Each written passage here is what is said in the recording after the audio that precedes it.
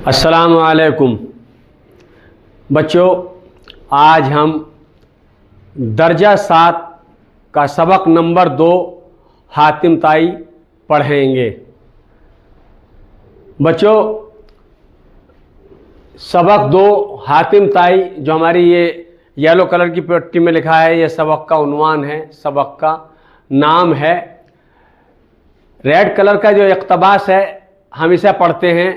जो इस लिख रहा है उसके बारे में है। मीर अमन का असली नाम मीर अमान था। अमन इनका तखल्लुस था। तखल्लुस जो शायरी करते हैं वो अपना तखल्लुस रखते हैं, और जो नाम रखते हैं वो शायरी के लिए, शायरी के आखिरी मिसरे में यानी मक्ते में उसी को इस्तेमाल करते हैं। तो मीर अमन का जो तखल्लुस था, बड़ी सादा और आसान ज़बान लिखते थे। दिल्ली पर तबाही आई तो ये अपना घर बार छोड़कर घूमते फिरते कलकत्ता पहुंच गए। कलकत्ता में अंग्रेज़ों ने इसी ज़माने में फोर्ट विलियम कॉलेज खोला था। डॉक्टर जॉन गिलक्रिस्ट कॉलेज के प्रिंसिपल थे। वो उर्दू खूब जानते थे और उन्होंने कई किताबें भी उर्दू में लिखी थीं। गिलक्रिस्ट ने मीर अमन को कॉलेज के लिए किताबें लिखने पर मुकर्रर कर दिया। अपनी मुलाजमत के ज़माने में मीर अमन ने कहानियों की एक किताब लिखी जो बागो बहार के नाम से आज भी मशहूर है। तो ये बच्चों जो नाम है बागो बहार किताब का, इसे दोनों कौमों में बंद कर दिया गया है। अब हम सबक शुरू करते हैं। हातिम के वक्त में एक बादशाह अरब का नौफिल नाम का था। इसको हातिम के साथ बसबब नामावरी के दुश्मनी कमाल हुई। बहुत सा लश्कर फौज जमा कर कर लड़ाई की खातिर चढ़ आया। हातिम तो खुदा तरस और नेक मर्द था। ये समझा कि अगर मैं भी जंग की तैयारी करूं तो खुदा के बंदे मारे जाएंगे और बड़ी खून रेजी होगी। इसका अज़ाब मेरे नाम लिखा जाएगा। ये बात सोचकर तने तन्हा यानी अकेला, तने तन्हा अकेले को कहते, तने तन्हा अपनी जान लेकर एक पहाड़ की खो में जा छुपा। जब हातिम के गायब होने की खबर नौफिल को मालूम हुई, सब असबाब घर बार हातिम का कुर्क किया। कुर्क कहते हैं जब्त कर लेना, ले लेना, छीन लेना।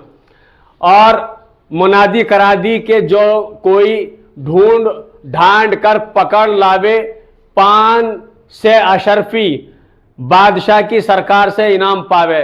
ये 5 से अशरफी का मतलब है, जैसा हम अपनी जबान में बोलते हैं ना, 500 रुपये दे दे, लफ्ज है 500, तो इसी को इस्तेमाल किया है 500 को।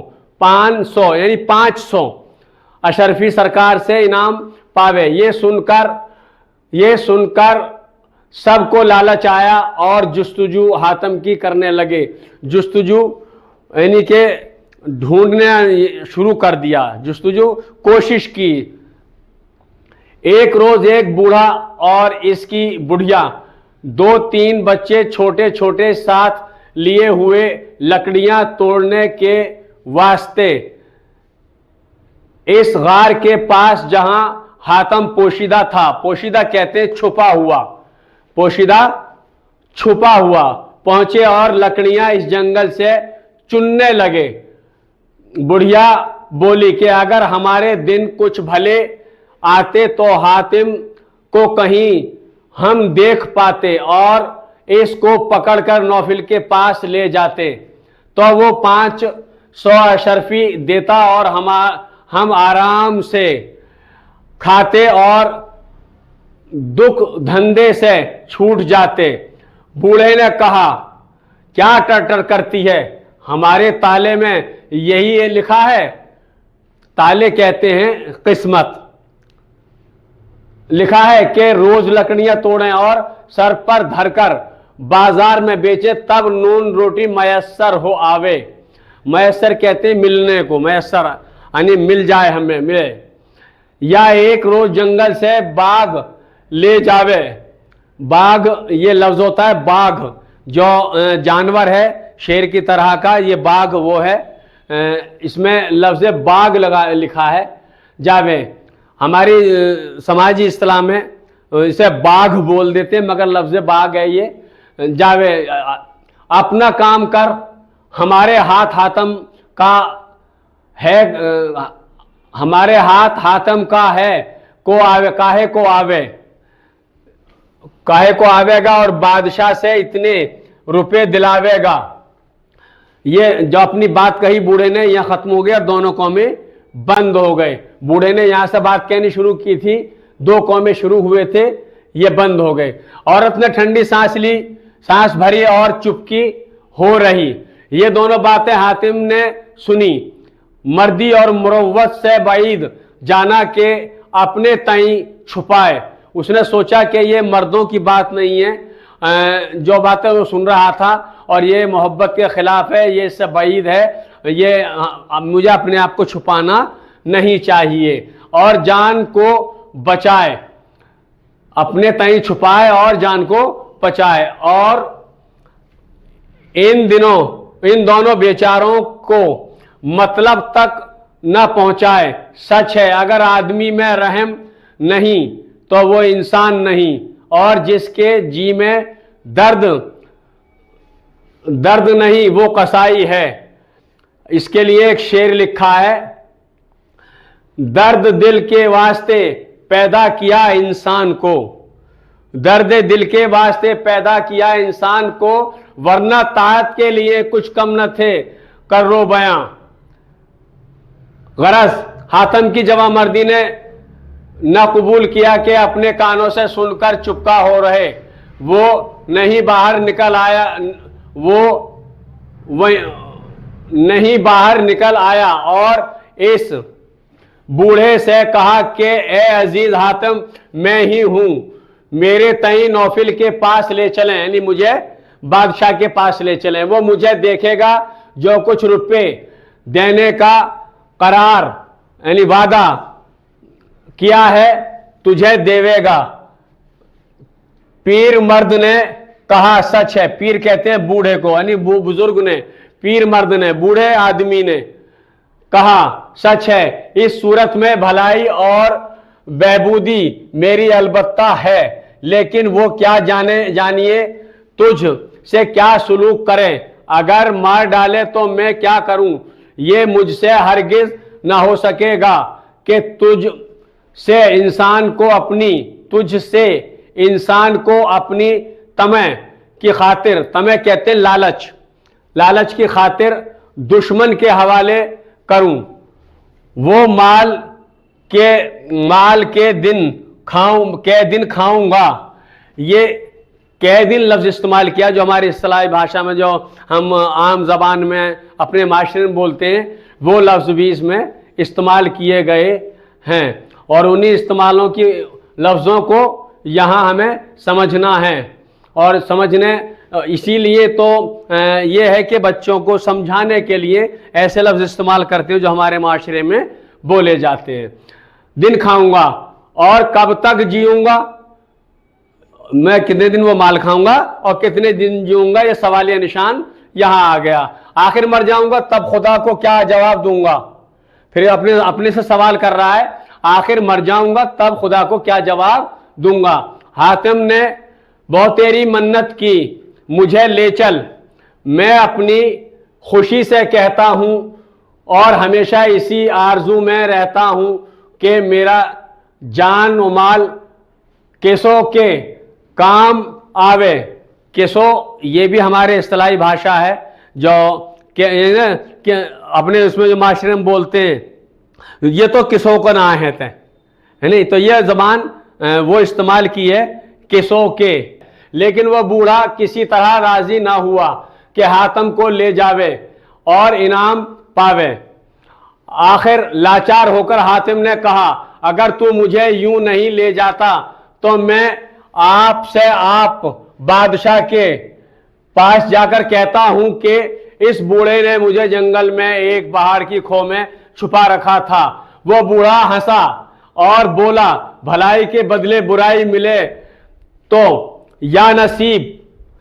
इस रद्दो बदल के सवाल जवाब में आदमी और भी आन पहुंचे, भीड़ लग गई। उन्होंने मालूम किया कि हातिम यही है। तुरंत कहते हैं फौरन पकड़ लिया, तुरंत पकड़ लिया और हातिम को ले चले। वो बूढ़ा भी अफसोस करता हुआ पीछे पीछे साथ हो लिया। जब नौफिल के रूबरू ले गए, रूबरू कहते हैं सामने ले गए, इसने पूछा कि इसको कौन पकड़ लाया। एक बदजात संगदिल बोला कि ऐसा काम सिवाय हमारे कौन कर सकता है, ये फतह हमारे नाम है, हमने गरज अर्श पर झंडा गाड़ा है।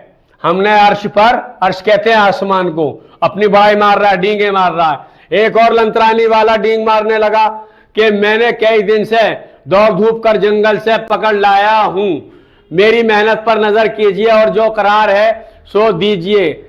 इसी तरह अशरफियों के लालच से हर कोई कहता था कि यह काम मुझसे हुआ।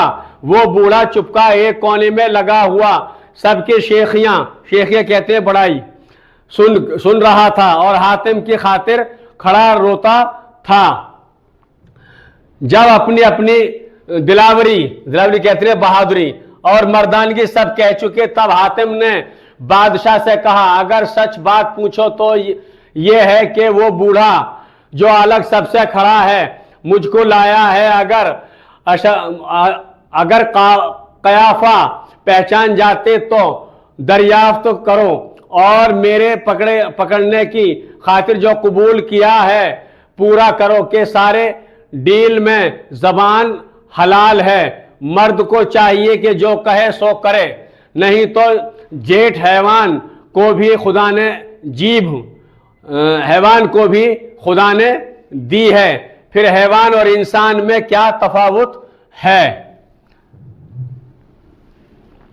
नौफिल ने इस लकड़हारे बूढ़े को पास बुलाकर पूछा कि सच के असल क्या है, हातिम को कौन पकड़ लाया। इस बेचारे ने सर से पांव तक जो गुजरा था रास्त कह सुनाया, यानी आसानी से कह सुनाया, रास्त आसानी से कह सुनाया और कहा, हातिम मेरी खातिर आपसे आप चला आया है। नौफिल ये हिम्मत हातिम की सुनकर मुताज्जिब हुआ, यानी ताज्जुब हुआ उसको कि बल्बे तेरी सखावत, अपनी जान का भी खतरा ना किया जितने झूठ दावे हातिम के पकड़ लाने के करते थे। हुक्म किया कि इनकी टुंडियां कसकर 500 अशरफी के बदले 500 से जूतियां इनके सर पर लगाओ कि इनकी भी जान निकल पड़े। वो नहीं तड़तड़ पैजारे पड़ने लगी, तड़तड़ पैजारे यानी जूतियां पड़ने लगी कि एकदम में सर उनके गंजे हो गए।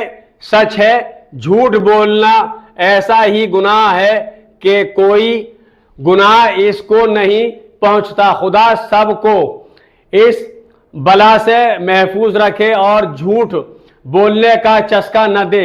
बहुत आदमी झूठ मूठ बिके जाते हैं लेकिन आजमाइश के वक्त सजा पाते हैं। गरज उन सबको मुआफिक इनके इनाम देकर नौफिल ने अपने दिल में ख्याल किया कि हातिम से शख्स से ये कोशमा बंद है, क्या है जो कही हुई बात है कि एक आलम को इससे फैज पहुंचता है और मोहताजों की खातिर जान अपनी दरेग नहीं करता और खुदा की राह में सरतापा हाजिर है।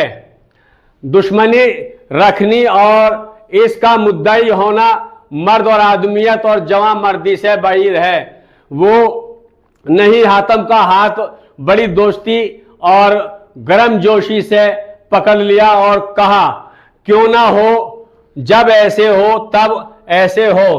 तो तवाज़े ताजीम कर अपने बिठलाया और हातिम का मुल्क और इमलाक और मालो असबाब, यानी जो उसका जब्त किया था, कुर्क किया था, वो असबाब जो कुछ जब्त किया था वो नहीं वहीं छोड़ दिया, यानी उसी को दे दिया, किया था वो नहीं छोड़ दिया।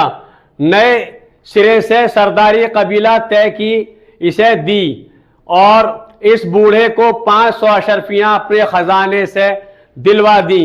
वो दुआ देता हुआ चला गया। तो बच्चों, झूठे और सच्चे आदमी का अलग ही एक मयार होता है।